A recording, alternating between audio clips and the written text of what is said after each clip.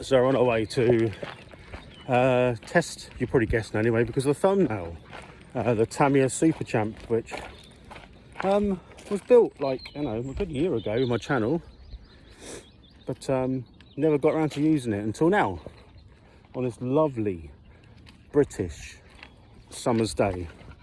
Sorry, the dog's pulling me everywhere. It's not mega hot, although today is going to be mega hot. In fact, this weekend is going to be mega hot. So we come out early to, you know, so she's not too hot and neither am I. So, but anyway, we'll get to where we're going to use the car and we'll go from there.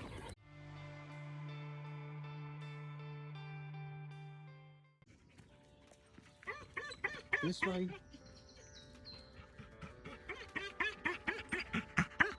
Right, that's the dog. They're the horses. Lovely horses. Ponies. There they are. Oof. Hello. Yes, come on this way. We can't go there today.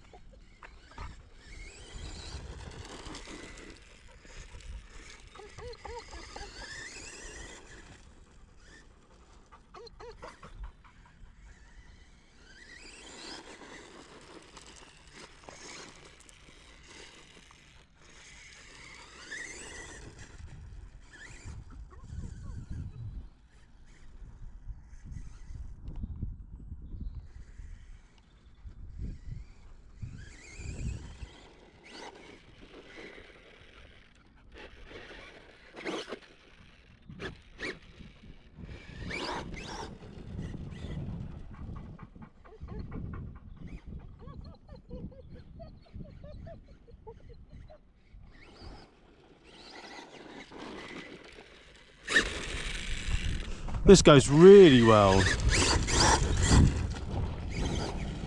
got loads and loads and loads of power with that brushless motor in it.